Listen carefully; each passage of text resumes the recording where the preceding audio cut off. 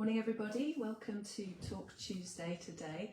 It's looking like a lovely sunny day here in North Devon, so I hope that continues and I hope it's the same for you. So today I'm going to be talking about stress checking, and the reason for that is that you may know April is Stress Awareness Month, and so it's a really good time, I thought, to talk about how aware we may be or may not be about how much stress we've got in our lives and how it's affecting us. Because modern day life gives us loads of stresses and more than we're actually designed to cope with on a long-term basis. That fight, flight or freeze response served us really well back in caveman days when we were having to either fight or run away from wild animals, but it's not so great in today's world when the stresses are very different, but yet we've still got the same physiological response to stress. You probably know that when we're stressed, our bodies flood with adrenaline and cortisol, and those are what give us the energy boost to enable us to run away or to fight if we have to. You get that heart pounding and that fast breathing, and your digestion system shuts down. And all of that was fine when we did have to fight a wild animal or run away from it, but it's not so fine on a daily basis now when the kind of stresses that we're facing are things like a load of deadlines to meet, maybe a presentation to give at work or a difficult conversation to have with somebody. Because the stress hormones prepare our muscles for action, because if you think about it, that's what would have been needed if we were going to actually physically fight. But they divert energy away from our brain, which is exactly what we don't want when we're faced with the modern day stresses, when we need to be able to think clearly.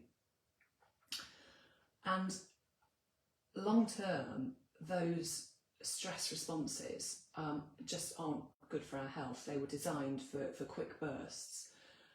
So it's a good idea to have a think about how stress might be impacting you.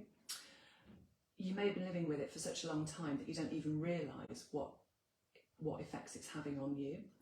So just some examples for you. You have to excuse me while I look at my list because there are so many examples of things that can happen, the effects of long-term stress. Let's see if you recognise any of these as I'm going through them. So tension headaches, raised blood pressure, raised blood sugar levels, shallow breathing, not being able to think straight or not being able to concentrate, indecision, trouble making decisions, and then sleep problems. It could be either interrupted sleep, poor sleep, or too much sleep. It could be digestion problems like IBS. It can trigger anxiety, depression, weight gain. It can cause aches and pains actually, and the kind you get will depend on the kind you routinely get and how your body reacts. But for me, the stress pain effect was really, really bad, stiff back and very bad back pain. I also used to grind my teeth horribly. And another impact of stress can be poor diet choices. Now, you know, we probably all know that the sort of comfort eating effect. I was the classic stress response in terms of drinking caffeine all day to try and keep me awake and alert, and then trying to reverse the effect by drinking wine when I got home to try and relax me, which works initially, but it actually exacerbates the bad sleep problem, which I wasn't aware of at the time. But anyway, I do know that that whole caffeine and wine cycle is not a good thing, and thankfully it's not part of my life anymore. So, as I was saying, because it's Stress Awareness Month, I think it's a really good time to think about how stress may be affecting you. So you might have recognised some of the symptoms that I've gone through in that list. You know, that's not an exhaustive list, everybody's different, so you might have different symptoms. So just have a think about what symptoms you're experiencing and think about whether they might actually be caused by stress. And then if you think they are, just think to what is the root cause of that stress. Now for me, in my worst stress time, it was caused by my job, and so I had to leave that job. But that's just me, you know, you don't have to leave your job. Not everybody is the same. But what is good to do is to work out the situation that's causing you stress, then think to yourself, am I happy with that situation? Because if you're not happy with the situation that's causing you the stress, then you need to change it. So like, I need to change my job. But if you are basically at root happy with the situation, but it's just the stress that you're not happy with, then you need to look at how you can manage that stress. And it is possible to manage stress. Awareness, as ever, is the key. So whatever your situation is, if you're experiencing stress, it is really important to manage it and to try and reduce it, because long-term stress is just bad for us across the board. You know, it can lead to all sorts of issues, some of which I listed a moment ago. But ultimately, repeated stress can lead to burnout, and that's just going to take even longer to recover from. So one way that you probably know to deal with stress is exercise.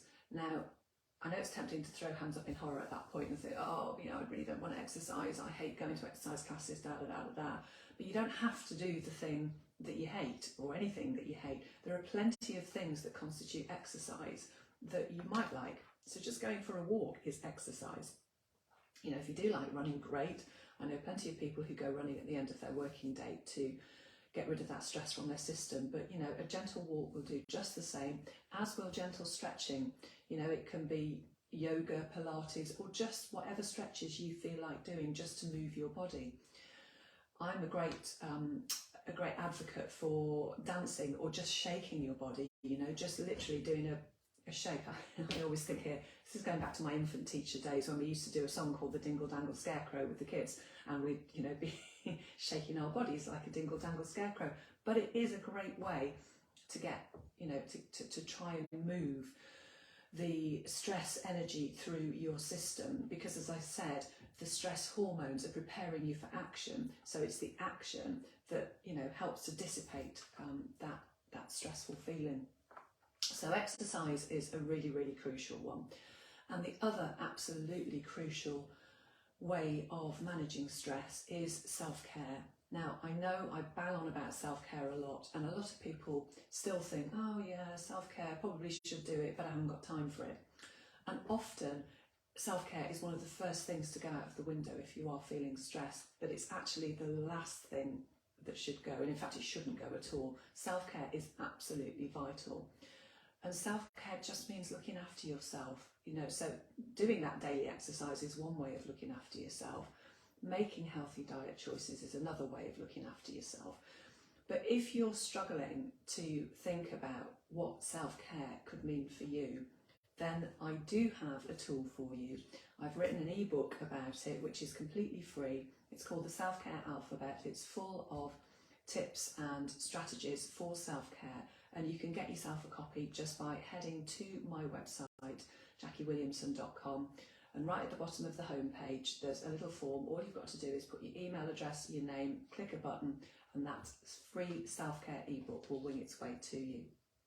And then you can have a look through that and see if there are any self-care strategies in there that you think might help you.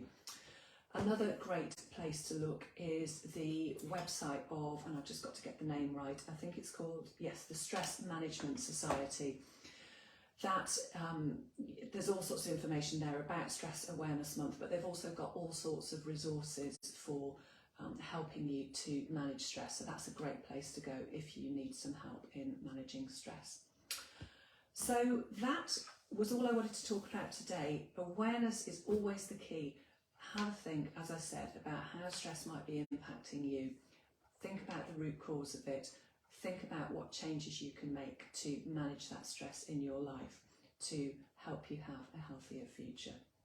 So I hope you found that helpful. Thanks as always for watching, and have a great day. I will be back here again next week. Bye bye for now.